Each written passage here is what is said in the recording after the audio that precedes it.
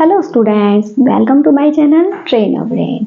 एक बार फिर मैं हाजिर हूँ आपके साथ आपके ब्रेन को ट्रेन करने के लिए। तो आज हम बात करेंगे हमारे पुराने टॉपिक के सेकंड पार्ट पर, यानी कि ट्रांसपोर्टेशन इन एनिमल्स पार्ट टू 1 में आपको मैंने ब्लड के बारे में सारी इंफॉर्मेशन दी थी ना। तो सर्कुलेटरी सिस्टम में 3 चीज़ें थी, ब्लड, हार्ट और ब्लड वेसल्स। तो आज हम बात करेंगे हार्ट की। हार्ट होता क्या है?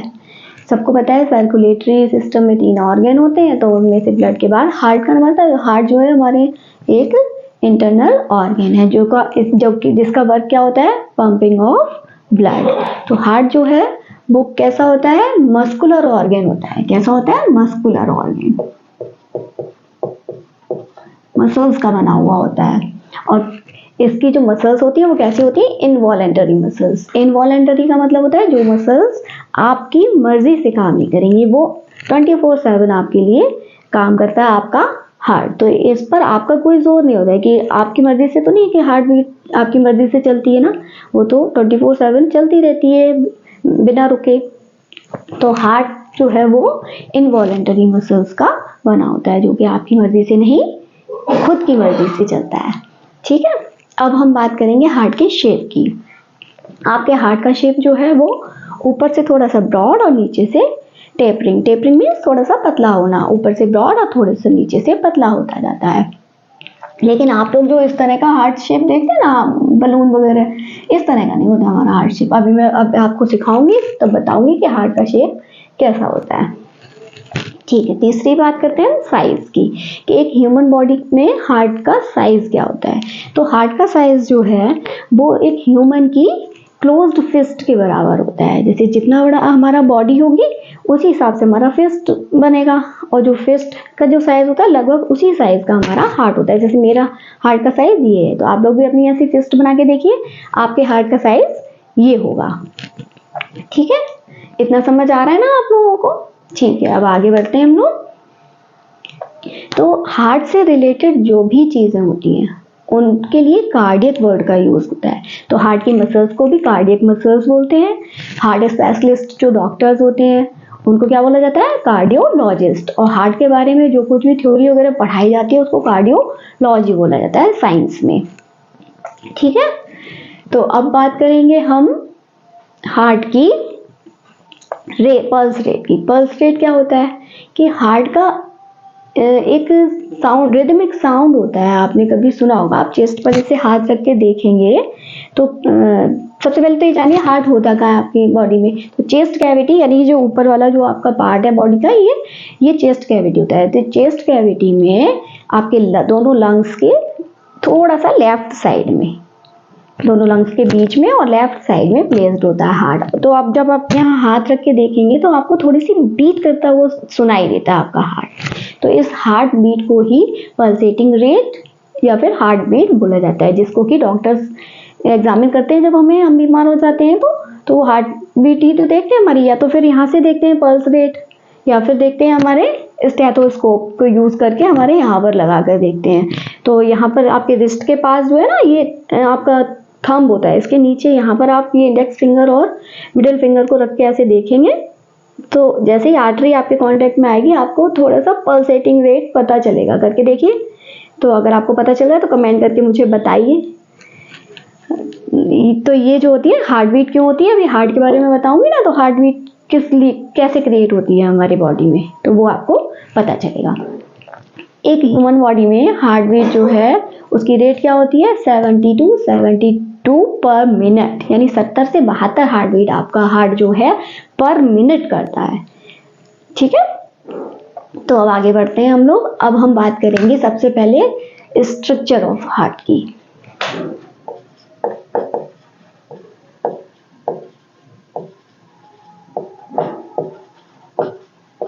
तो अभी मैंने बताया था ना, आपका हार्ट का स्ट्रक्चर ऊपर से ब्रॉड इस तरह से लगभग, और नीचे से टेपरिंग, यानी कि थोड़ा सा पतला होता जाता है। लगभग इस तरह से होता है स्ट्रक्चर आपके हार्ट का। ठीक है, तो अब ये जो है मस्कुलर ऑर्गन है, ये तो अभी मैंने आपको बताया ही था। तो हार्ट में जो है ये बीच से एक मस्कुलर वॉल द्वारा सेपरेट होता है। इस मस्कुलर वॉल को बोलते हैं सेप्टम।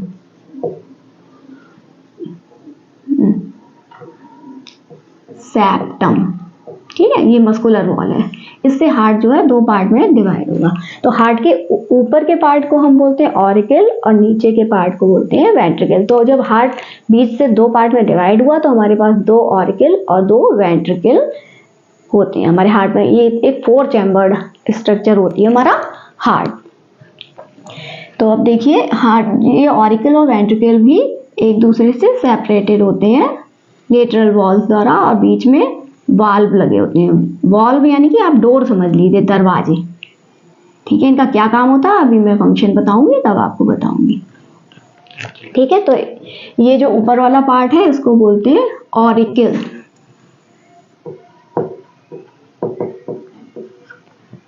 ऑरिकल या फिर एट्रिया, एट्रिया बोलते हैं, लेकिन ऑरिकल और वेंट्रिकल थोड़ा राइमिंग है तो मैं तो ऑरिकल ही यूज करती हूँ, तो ये ज्यादा आसानी रहती है आराम याद करने में।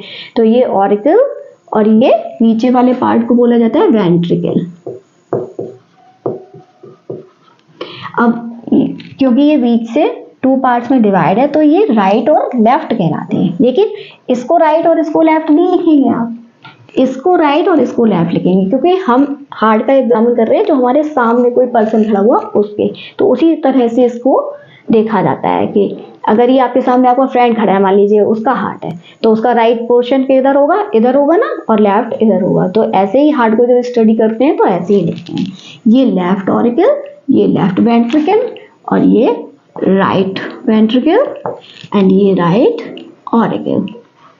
इधर साइड मैंने शॉर्ट में लिख दिया है, समझ लीजिए आप लोग, ठीक है। तो ये हमारे हार्ट की स्ट्रक्चर हो गई कि ये जो है ये वॉल्व्स होते हैं, ठीक है, ये सेप्टम, ये वॉल्व्स और 4 चैम्बर हो गए, इनमें से right auricle, right ventricle, left auricle and left ventricle. अब हम बात करेंगे हार्ट के फंक्शन की, कि हार्ट फंक्शन कैसे करता है, कैसे हमारी बॉडी में ब्लड को पंप करता है। तो उसके लिए अब हम समझते हैं कि जितना भी ब्लड होता है वो कहाँ होता है ना हमारे, आपको पता है ना, जब हम ब्रीथ इन और ब्रीथ आउट करते हैं तो ब्रीथ इन करिए ना ऑक्सीजन, हमने ब्रीथ इन की, और ब्रीथ आउट करते हैं कार्बन डाइऑक्साइड, तो वो ब्लड से ही एक्सचेंज होता है ना, गैसियस एक्सचेंज। तो वो जो गैसियस एक्सचेंज होने से पहले हार्ट जो है वो इम्प्योर और प्योर अलग अलग ब्लड को पंप करता है। तो इसका राइट पोर्शन जो है वो हमेशा इम्प्योर ब्लड को पंप करता है और इसका जो लेफ्ट पोर्शन है वो प्योर ब्लड को पंप करता है। तो ये बात भी आपकी नॉलेज में होनी चाहिए कि राइट साइड इम्प्योर ब्लड होता है और left side pure blood. Impure blood का मतलब कार्बन डाइऑक्साइड जिस ब्लड में मिला हुआ है, यानी कि ब्लूइश रेड वाला, जो कि मैंने बताया था ना आपको लास्ट वीडियो में। और प्योर ब्लड का मतलब ऑक्सीजनेटेड ब्लड, यानी रेड कलर का ब्लड, ठीक है। तो इतना आपको समझ आया, आगे सब चलते हैं। तो राइट ऑरिकल में वेना केवा नाम की एक रास्ता होता है, वहां कहाँ से ब्लड आ रहा है, पूरी बॉडी पार्ट से कलेक्ट होकर इम्प्योर ब्लड आ रहा है वेना केवा से, वेना केवा में आया और वेना केवा से कहाँ आया, राइट ऑरिकल में आ गया, ठीक है। राइट ऑरिकल से क्या होता है, इसको पंप किया जाता है राइट वेंट्रिकल में। और ये वॉल्व्स जो हैं, ये इनका काम यही है कि जब राइट ऑरिकल से राइट वेंट्रिकल में ब्लड को पंप किया जाए तो फिर उसका बैकवर्ड फ्लो ना हो सके, ये वॉल्व्स जो है बंद हो जाते हैं। जैसे ही ब्लड ऑरिकल से वेंट्रिकल में आया, वॉल्व्स बंद हुए, दरवाजे का काम करते हैं, डोर का। तो ये दरवाजा खुला, पंप हुआ है इसमें और ये बंद हो गए, यानी कि बैकवर्ड फ्लो नहीं होगा। अब ये इम्प्योर ब्लड जो है वो वेंट्रिकल में आ गया, तो इम्प्योर ब्लड कहाँ जाता है ऑक्सीजनेटेड होने, लंग्स में। तो ये जो लंग्स में जाएगा तो वो किसके थ्रू जाएगा, तो ये जाएगा पल्मोनरी आर्टरी से, ठीक है। तो ये पल्मोनरी आर्टरी कहाँ ले जाएगी, लंग्स के लिए ले जाएगी, ये ब्लड कैसा है, इम्प्योर, पहले से लिखा हुआ है इम्प्योर ब्लड को लंग्स के लिए। वेना केवा जो है वो कलेक्ट करके लाई है पूरी बॉडी पार्ट से। तो अगर हम देखें कि राइट साइड का जो है वो वे क्या रहता है ब्लड के फ्लो का, तो उसको हम एक मेमोनिक की तरह बना देते हैं यहाँ पे, जिससे आपको याद करने में आसानी रहेगी। तो ये राइट साइड का वे क्या रहेगा ब्लड का, from all body parts, from all body parts, all body part से कैसा ब्लड आ रहा है, CO2 वाला, यानी इम्प्योर ब्लड।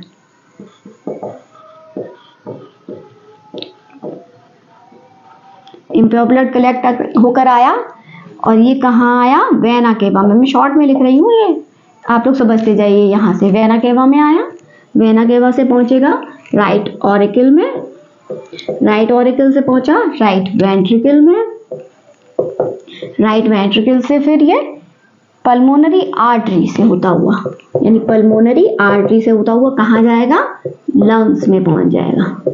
ठीक है, तो और लंग्स में जाके ब्लड क्या होगा, ऑक्सीजनेटेड होगा, यानी कि कार्बन डाइऑक्साइड को लंग्स में के थ्रू छोड़वा देगा बाहर, और वहां से ऑक्सीजन को ब्लड जो कलेक्ट करेगा किससे, हीमोग्लोबिन बाइंड अप कर लेती ना, तो हीमोग्लोबिन बाइंड अप कर लेंगी और फिर क्या होगा, ब्लड लंग्स से कहाँ पहुंचेगा।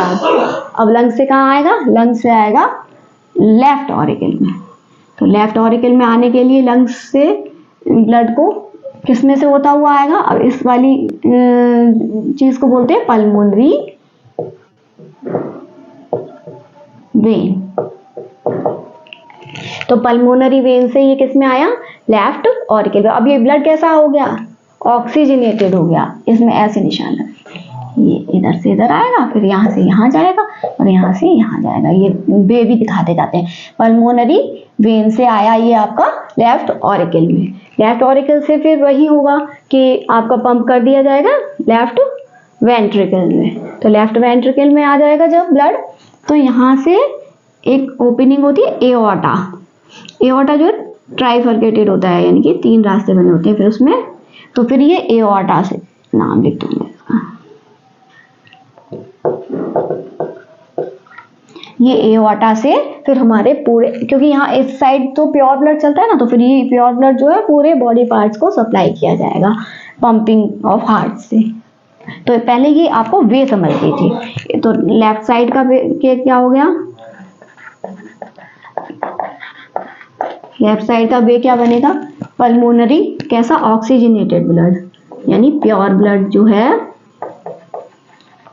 वो कहाँ आएगा, पल्मोनरी वेन से, पल्मोनरी वेन से लेफ्ट ऑरिकल में आएगा, लेफ्ट ऑरिकल से फिर राइट ऑरिकल में जाएगा, राइट ऑरिकल से फिर एओर्टा से, एओर्टा से होता हुआ कहाँ जाएगा, ऑल बॉडी पार्ट्स को,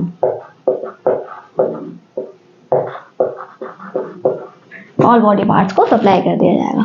तो इतनी बात आपको अच्छे से समझ आई होगी। लेकिन अब ये पंपिंग होती कैसे है ये समझिए।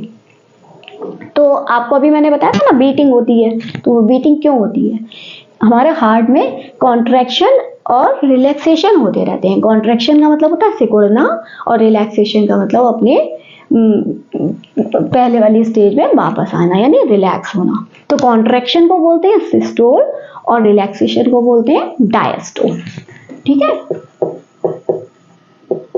कॉन्ट्रैक्शन को क्या बोलते हैं, सिस्टोल, और रिलैक्सेशन को डायस्टोल।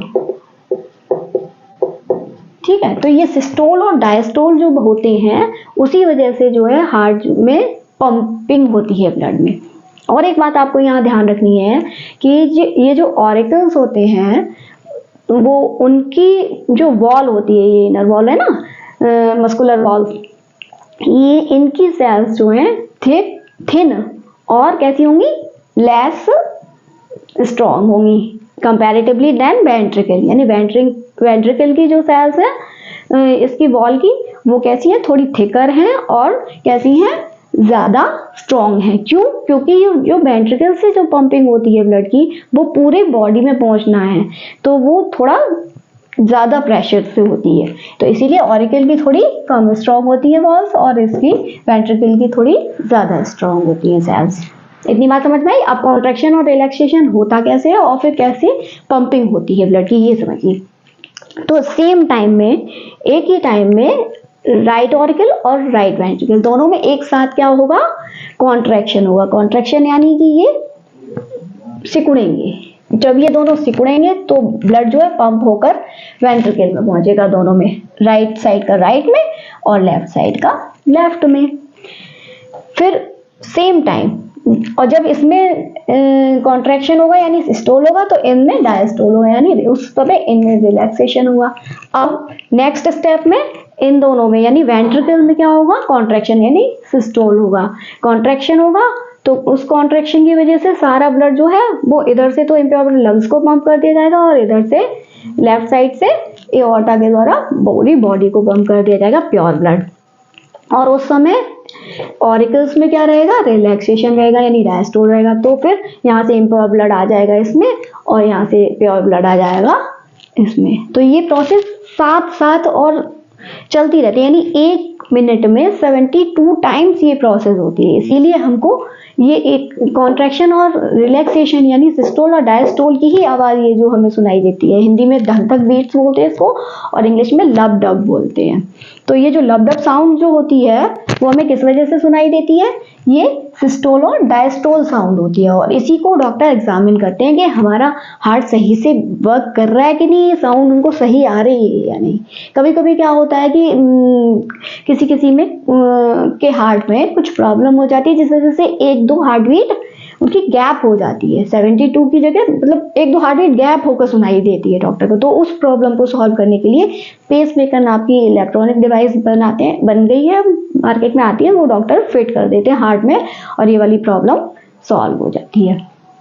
तो आई होप आपको ये बात जो है समझ में आ रही। थोड़ा सा कॉम्प्लिकेटेड है लेकिन आप अगर इस तरह से मेमोनिक बना के आप याद करेंगे ना तो आपको ये अच्छे से समझ में आएगा कि कहाँ से कहाँ ब्लड पहुँचता है, किस ऑर्गन से, किस वेना कैवा से आता है, फिर ये पल्मोनरी आर्टरी से जाता है लंग्स में, यहाँ पल्मोनरी वेन से आता है हार्ट में और फिर एओर्टा से जाता है पूरे बॉडी में सर्कुलेट होने के लिए। तो इसीलिए मैंने मेमोनिक बना दिया आपको जिससे कि आपको ये याद रहे। तो आपको ये भी समझ में आ रहा हो कि ये जो कॉन्ट्रैक्शन है और रिलैक्सेशन है 1 मिनट में 72 टाइम्स होते हैं, जो कि नॉन स्टॉप आपकी होल लाइफ आपका हार्ट आपके लिए इतना वर्क करता है। यानी कि आपकी जो हार्ट मसल्स हैं, कार्डियक मसल्स हैं, वो कितनी स्ट्रांग होती होंगी ना, तभी तो ये बिना थके बिना रुके आपके लिए काम करता है। तो इसीलिए हार्ट को एक सैल्यूट तो बनता है ना। तो ये आपको आज हार्ट का फंक्शन, हार्ट का स्ट्रक्चर, ये सब आपको समझ आया। आई होप मैंने बहुत अच्छी कोशिश की आपको समझाने की। आई होप आपको समझ में आया होगा। अब जब ये प्योर ब्लड पहुंच गया आपकी बॉडी में, ठीक है, अब ये एओर्टा से निकल के बॉडी में कैसे पहुंचता है, ब्लड वेसल्स के द्वारा। तो ब्लड वेसल्स का जो एक नेटवर्क हमारी पूरी बॉडी में होता है वो मैं जब आपको ब्लड वेसल पढ़ाऊंगी नेक्स्ट वीडियो में तब बताने वाली हूँ। तो आज आप इतना समझिए कि आपके हार्ट ने कैसे वर्क किया। तो अगर आपको ये वीडियो अच्छा लगा, आपको समझ में आया है, तो अपने फ्रेंड्स के साथ जरूर शेयर कीजिए जिससे कि उन्हें भी ये समझने में आसानी हो। और आप मुझे कमेंट करके जरूर बताइए कि आपको ये वीडियो कैसा लगा। और मेरे चैनल को सब्सक्राइब कीजिए, लाइक कीजिए और अपने फ्रेंड के साथ तो ज़रूर शेयर कीजिए। तो मिलती हूँ आपसे इसके नेक्स्ट वीडियो में ब्लड वेसल्स में पार्ट 3 में। तो तब तक के लिए पढ़ते रहिए क्योंकि पढ़ेगा इंडिया तभी तो बढ़ेगा इंडिया। नमस्ते।